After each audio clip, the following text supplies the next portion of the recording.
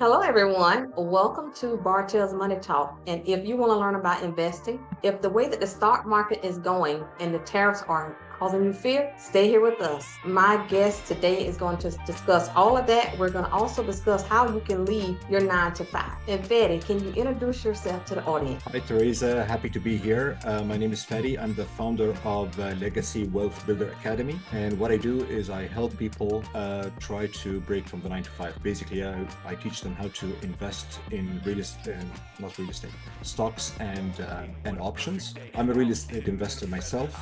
Basically, you have to invest to get out of the 9 to 5. Wow. And so many people are afraid of investing. And to get us to that point, currently, our president is imposing tariffs. And the big guy right now is China. So a lot of people are afraid. A lot of people are pulling out of the stock market. So can you talk a little bit of how the stock market is being affected by the tariffs? Because I think I saw today it dipped. So if you can educate us on that. Okay, so let me take one step backward and just talk a little bit about the stock market. The stock market does not go up in a straight line. It Okay. breathes. So one of the main myths that people have, other than using the stock market as a big casino and just investing in stuff they don't know about, the second thing is that they think it should go up in a straight line. It doesn't. It breathes. So it goes up a little bit and then down. It goes up a little bit and then down. Overall, it's doing great. It goes about 11% every year. That's for the last 50 or 100 years. So we know overall it's going to do good. My personal view on the tariffs is this, is that yes, the market goes down when people are afraid.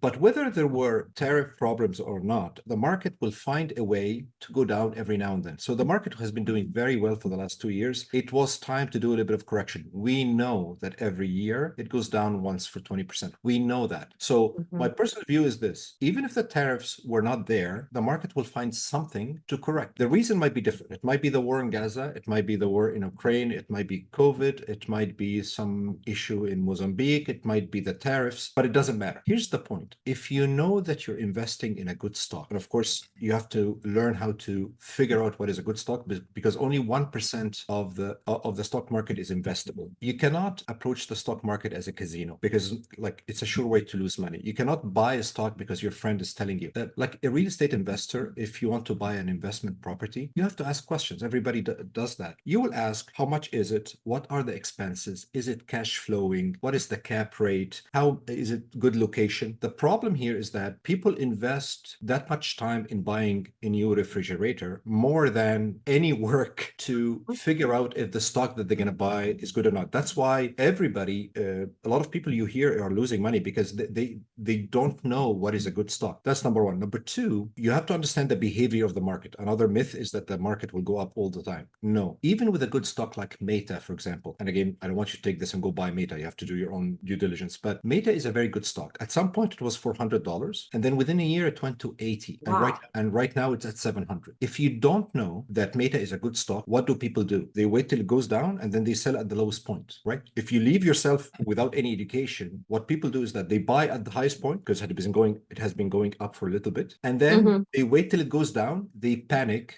and they sell. You should do the Right. opposite. If you know that a kilo of tomato is, I don't know, $10, Uh-huh. and you went to the supermarket and found it to be 5, and it's still good tomatoes, what are you gonna do? You're gonna buy more tomatoes because now it's Right. 5. You know it's $10 and now it's 5. It's time to buy. So if you don't go opposite of the mentality of everybody else, because everybody else is using it as a casino, you will lose money. What you need to do is that you need to only invest in good stocks. You need to know what is a good stock and how to evaluate stocks, whether they're expensive or not. And then when you have a good stock, you do like what Warren Buffett does. They are actually happy if the stock goes down because what do?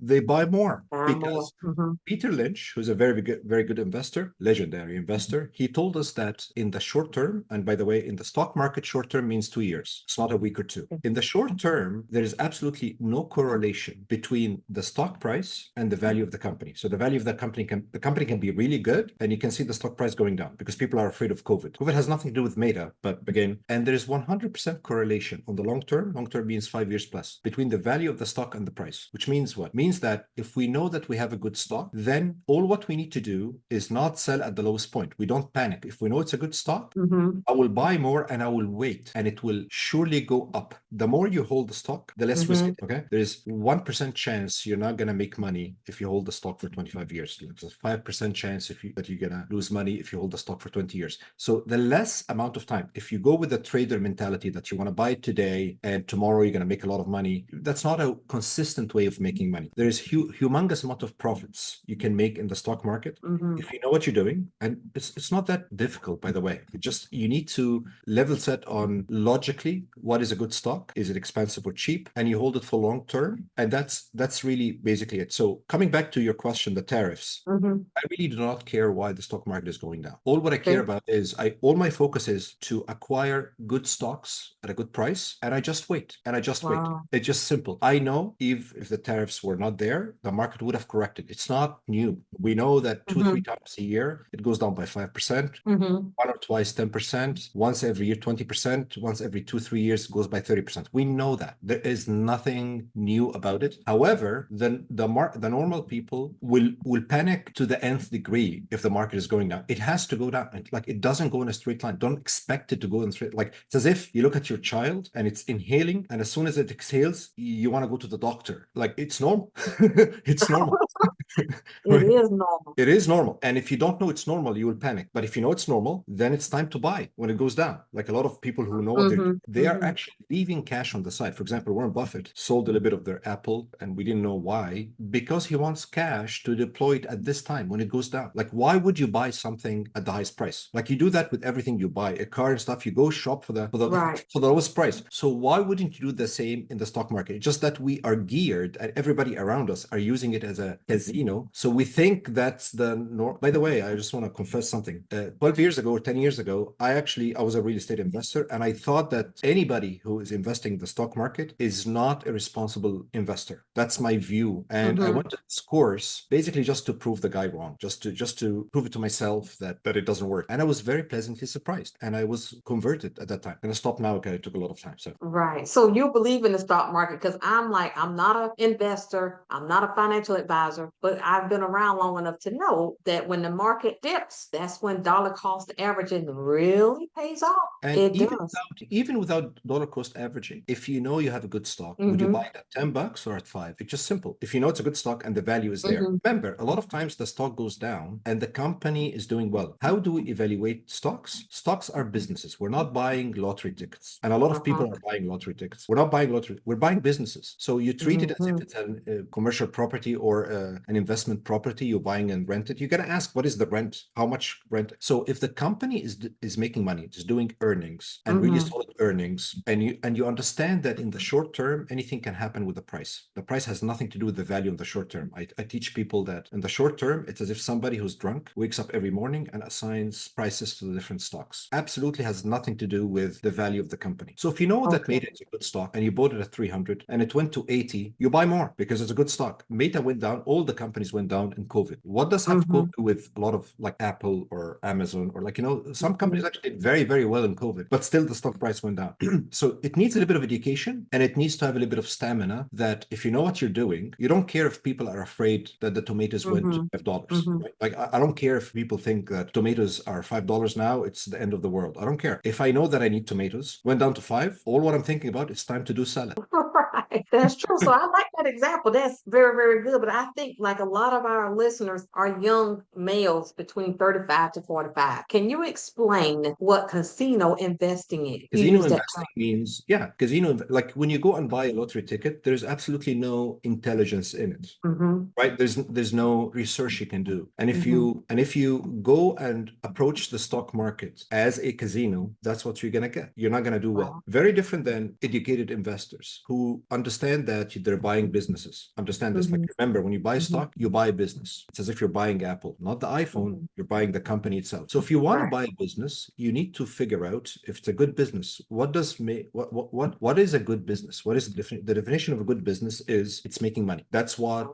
business is all about. So I don't care if the products are good. If the products are really good and sexy, but the company is not making money, it's not investable for me, right? So I don't care how much I like BlackBerry. BlackBerries. I'm not going to buy BlackBerry right now. They're not making money. By the way, I used to work at BlackBerry. Oh. I used to work at BlackBerry for 6 years. Uh-huh. So a company that is not making money, even in the short term, if it's going up, on the long term, it cannot be going up, right? Because Right. it's not a good business. It's not a good Mm-hmm. business. And the company is making money earnings. It will make money on the long term, regardless of what it does on the short term. Remember, short term is 2 years. So it can be going down for a year and a half. And I don't care. And I don't care. If it's making money, the sentiment, it's the same, Teresa, it's the same as when you buy a house for yourself versus you buy an investment property. When you buy a house for yourself, the way they figure out the value of a house Mm-hmm. is not is when they do comparables, and they do comparables of the houses around it. So if the houses around it are expensive, then this house is expensive. Right. The rental property is completely different. They look at the NOI, net operating income. It's a multiple of how much money it's making. So I don't care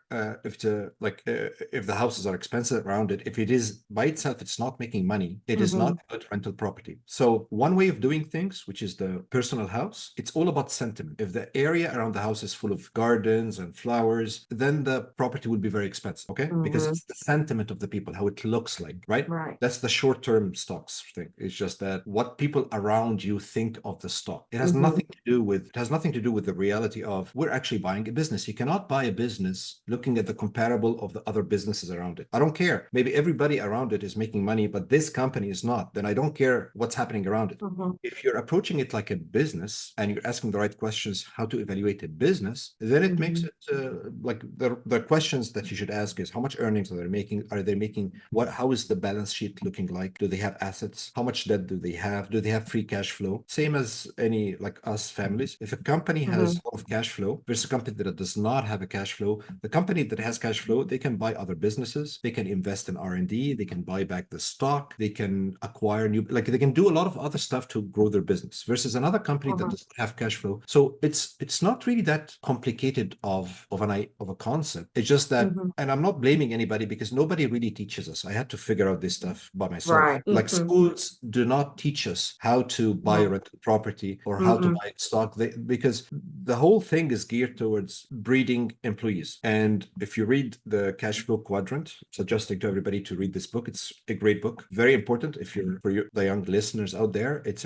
an important book. Being an employee is just one way of four to make money. Employee is one, self-employed is another. So a doctor in a hospital is an employee. A doctor opening his own clinic, that's self-employed. Right. A business owner is an owner of a business. He or she does not work in it. So if he decided not to go to the business for like a month, the business will go by itself because he has people running the business. So employee is exchanging his time or her time for money. Self-employed, same thing, but he or she has a little bit of more freedom. Business owner is using other people's time. He's using his money, but other people's time, right? So if I have 50 employees, they're making money for me, right? If you're an employee, rest assured you're making money for somebody else, right? You're making money for somebody. An investor is using other people's time and money to make money for himself or herself. Okay. So when we're investing in a real estate property, I'm using other people's money, the bank, to buy the property. I'm using people's time because this guy who's renting is going to work and paying rent to me. So I'm using same thing at the stock. When I'm buying Apple, I don't work for Apple. I didn't invent any iPhone. I did not work in supply chain in Apple. I don't do anything in Apple, but I'm using other people's time to grow. Okay. And if you want to make money, you gotta do something other than the E. E cannot get you to financial freedom. E is just tell them what the E is. Tell them what the E is, Betty. E is employee. So remember I talked about four things. E is Yes, employee. All right, employee. keep Yeah. going. So if you're an employee, there is no way you're going to be financially free because the whole thing is designed to take the highest taxes from you, right? We get taxed even before we see the money, right? Yes. Money for somebody else. It's a very, very competitive. I was an employee for 25 years. It's hierarchical, and the more you go up, it's more competitive, and you spend a lot of time. Anyway, what I'm saying is that good to have an income from an E. Good. I used for many, many years being an E, 9 to 5, doing everything for the job. It's not that I was slacking, but then from 5 to 12 p.m., I'm doing something else. I'm learning about real estate investing. I'm learning about stocks. I'm doing something because I knew from a young age that I cannot be like financially free or rich or amass any kind of wealth if I'm just an E. So it doesn't matter where you start. Of course, the earlier the better, but you need to start looking at don't just play from 5 to 12. Play for 2 hours, stay with your family for an hour or two, but like spend 2 or 3 hours trying to learn the other three boxes, the other three quadrants: self-employed, investor, and owning a business owner. What I'm saying is that if you look at the the wealthiest people in America, there's the graph that I can share. Most of their money are in real estate, business, equity, and stocks. While a typical middle income family, most of their money will be in their personal house if they bought a house. Very different. Okay, the house is something that you're paying on. You're paying mortgage. These other guys, when they have real estate or these stuff, are appreciating. So the more they stay with it, they're making money as they go. So I guess my message is, it's something that you can learn. It's not. It doesn't need that you need to have a PhD. It's something you can learn. That's number one. Number two, you need to invest time, because nobody will teach you this stuff. It's not taught in schools. It's up to you to invest some time to learn about real estate, stocks, and the stuff that I teach also, which is options. Well, I want you to elaborate more. I think people need to hear what you said. I heard this years ago, and it's just, maybe within the last couple of years, it's taken meaning in my own life because of what we're doing. But you mentioned 9 to 5. You worked your 9 to 5, 5 to 12. You did your own thing. Can you talk to the audience and explain to them why you did that? Why? Yes. Because I read the cash flow quadrant. Number one, I always had this desire to do well, right? And my story was that I always had good paying jobs, but I'm always tight. I can't go to all the trips that I want. I'm always tight. So and I have a good paying job, and I just ask myself, why is it that I'm having this? And I just need more abundance to do what I want. I want to have free time. And the concept of freedom, there's like 13, 14 different types of freedom. There's freedom of money, of course, everybody thinks of that. There's freedom of time. Oh, yes. I don't own my time from 9 to 5. Most of the time, like when I went to BlackBerry, they gave me a BlackBerry on day one, and I was so happy. And I did not understand, now that they gave me this thing, now I'm on the hook for 24 hours. Yes. So many times I used to make meetings at like 11 p.m. till 2 a.m. in the morning, because I had the Oh, thing. I got so you have it, like you need to. So freedom of time, freedom of money, freedom of location. Right now, because I transformed all of my work online, I can go to Egypt. I was just sharing you. I can go to Egypt for 2-3 weeks, and I can still teach. Right now, I'm a professor. I teach part-time courses on project management and stuff. And I have this 12-week program, mentorship program on stocks and options, which I do as well on Zoom. So yes, some of them was like at 2 a.m. in the morning, but I don't care. I like it. So I can do my work that I love online. So I have freedom of location as well. There's a lot of other like freedom of choice, freedom of oh, doing yes. what you want when you want. So Yeah. money can facilitate all of that. So if you can do that, you be less worried about the future. You can be less worried about your retirement, less worried about your kids, can help people if you want. And I value the fact that I have the 24 hours for myself. So yes, when I'm teaching, I'm like, the class is like 1 or 2 hours, but when I'm marking assignments or exams, I can do it anytime I want in the 24 hours, right?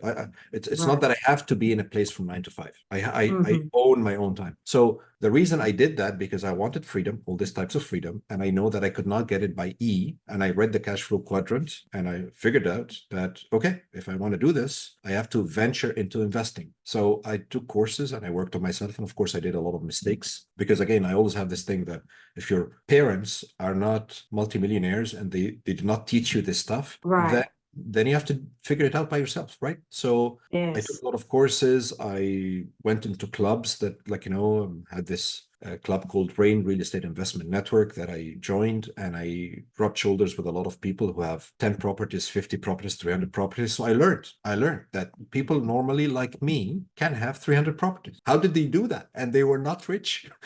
Like they were not rich to start with. And I learned that you can do something called joint. Anyway, there's a lot of things that you can learn, but you need to start. You shouldn't be overwhelmed. The idea here is this: the goal should be, you want financial freedom, and you need. So the first step, if you want to take this journey, is to read the Cash Flow Quadrant by Robert Kiyosaki, a very known person. Really valuable book. Read the book and start learning about investing. Okay, that's simple. Wow, that is so good. And so I hope everyone understands that when you did your 9 to 5, if you would have done your 9 to 5 and cut your day off at 5 and just did nothing, or, just played around, went home and watched TV, you wouldn't be where you are today. But you took your time after you did your 9 to 5 drive to learn. And now that you did that, you're able to own your own time. And there was But no other way. I could not, like, here's the thing, how much money they give you a raise every year. I went through many years where they gave me zero raise, not because I was wow. in most of my companies, I was in manufacturing, and most of the manufacturing jobs were going to China. Mhm. Not only there were no raise, they were firing people left, right, and center. Not because they were bad. It's just that there was no work. The work was moving away. Oh, wow. So again, it was very hard on the people who left and the people who stayed. Hmm. Now you have to. Hmm. So, but anyway, you just focus on what you are doing, which is I'm going to invest. I'm going to learn how to invest. And of course, I did a lot of mistakes in the beginning, and that's okay. But you just persevere and go on, and you get what you put at the end of the day. By the way, investing is not a rosy way. Hmm. You're breaking out of the shell that the society and the way we learned the education system is putting us into. So it's not a rosy way. And a lot of times you're going to make a lot of money, and then again, because it's a business, it's not a salary that you get every month. Right. Some you're going to lose money a little bit as well if you made a mistake, or if the market goes down. Hmm. Again, when it goes down and you have meta, you didn't lose anything. It's just that your portfolio looks like it went Hmm. down. You Hmm. lose, except that you only lose when you sell. If you That's keep right. it, right, you don't lose. Hmm. So, but if you understand this, if you understand that the market goes up and down, then you will not be as panicky or afraid when it goes down. Like if you know that this is normal, that your child will inhale and then exhale, that is normal, completely Hmm. normal. You will Hmm. not be like he's exhaling. What's wrong? Right. Like there's nothing wrong. Just wait. This Right. he doesn't need a doctor. Just wait, right? Just wait. Everybody around me is so panicky about the tariffs, and Hmm. I don't care. For me, the tariffs is just a way for Trump to negotiate things. He's already Hmm. saying that he started the negotiation. He already said that everything was going to happen in a month. But even if it doesn't Hmm. happen in a month and the market goes down by 10-15%, what's the big deal? What is the big deal? We know the market goes down every now and then by 30%. Will not be Hmm. the first time, will not be the last time. Overall, what you need to figure out is this. Overall, the market makes 11% compounded every year. Hmm. Not every year, but the average. And Hmm. that's huge returns. Warren Buffett is a billionaire, and he doesn't do something abnormal. He just focuses on good stocks and he Hmm. sticks with them. And when it go down, he buys more. Simple. Right. No big deal. Right. But he Right. knows what is a good stock. Right. That's the key that you've said. You have to know the good stocks. Correct. Because if you don't, you can find yourself in trouble. And Correct. so tell us the name of the book again, Phoebe. Cash flow quadrant. Cash flow quadrant from Okay. four. And yeah, cash flow quadrant. And the author is called Robert Kiyosaki. Okay, perfect. Thank you for that. And then can you explain options investing? Okay. Options is something that is talks about stocks or related to stocks. So a normal way of making money in stocks is that you buy low and sell high. So you buy Hmm. Meta $10 and you sell it at 20 and then you make $10 profit. There's a Hmm. way to make money even if you did not buy the stock. I'm going to go and explain something that has to do with insurance and then come back to options very quickly. So we all have insurance for our cars, for example. Like I've been Hmm. paying insurance for the car for like, I don't know, 25 years. The Right. insurance, can you imagine how much money the insurance company are making? They're making so much money, and I was not involved in many accidents, right? So the amount of money I paid is much more than the one or two accidents that I made that they paid for. Hmm. So they're making so much money. Okay, so think of Hmm. that. If somebody has a stock, let's say he bought the stock XYZ at $200, and he is Hmm. so afraid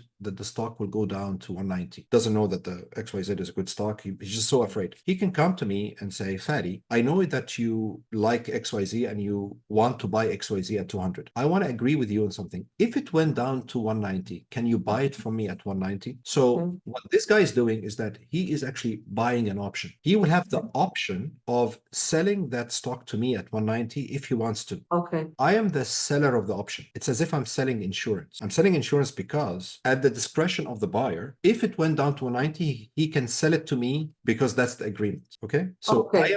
I'm insuring the stock below 190, kind of, right? Hmm.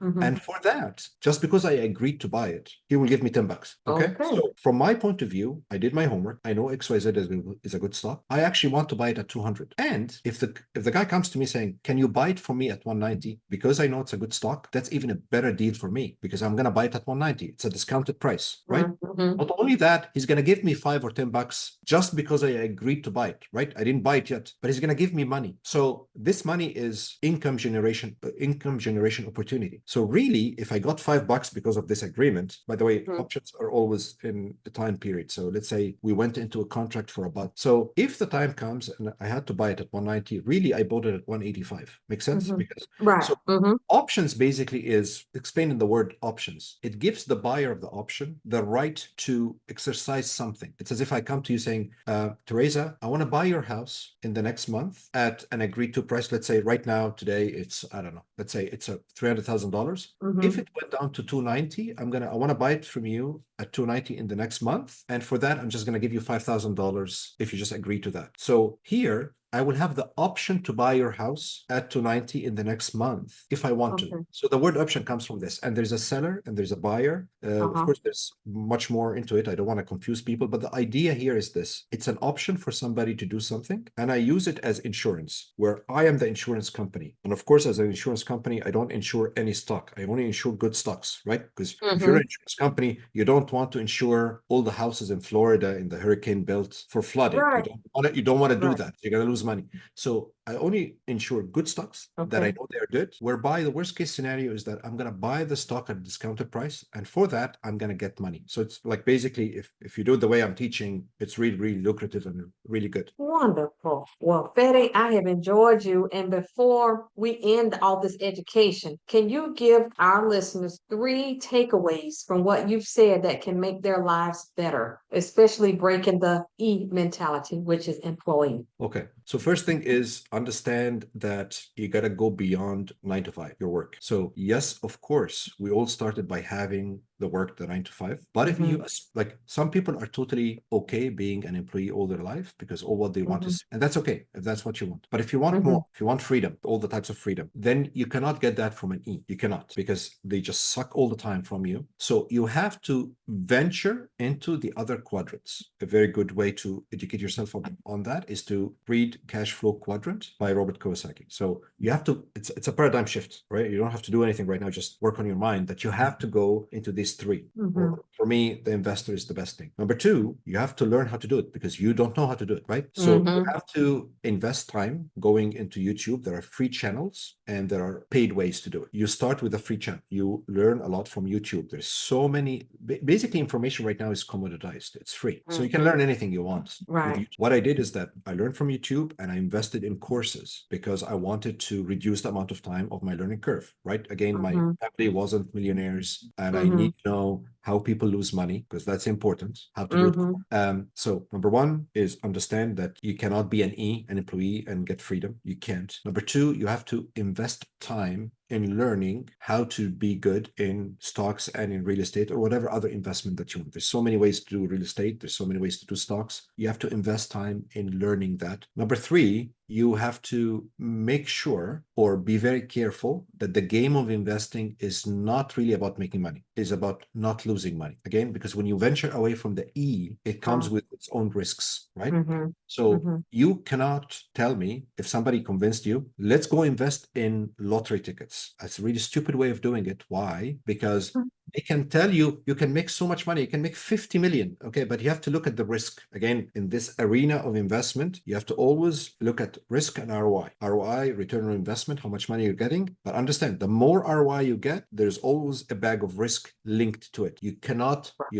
disassociate both. So if somebody's telling you you're gonna get $50 million, you got to stop and think, even if you don't see the risk, you have to ask, what is the risk? The risk here is most people, 99.999%, they're going to lose all the money when they buy the lottery ticket because Right. the chances of you winning the lottery doesn't really change when you buy a ticket or not. That's how small it is. Okay. Mm-hmm. So Mm-hmm. understand risk and ROI. And before you venture into trying to get money, understand the risks involved. Everything has a risk. If you go buy a really bad property that does not cash flow, the risk is you will not be able to pay the mortgage. There's a risk associated with it. So you have to do some planning. You have to learn not only how to make money, but how do people lose money in this thing that I'm trying to do. Very, very important. In the course that I teach, 10% is the strategy of how to make money, but 30%, 3 times more important, is risk mitigation. Is how do people lose money in this thing? What could I do so that I don't lose money? So you got to learn not only how to make, but how to not lose money. So in summary, 3 things. Number one, understand that E will not cut it for you if you're that type of person who wants more. Number two, you got to learn how to invest the proper way. Number three, more important than how to make money is how to not lose money. That's the first rule of Warren Buffett. Don't lose money. He didn't tell us how to not lose money, but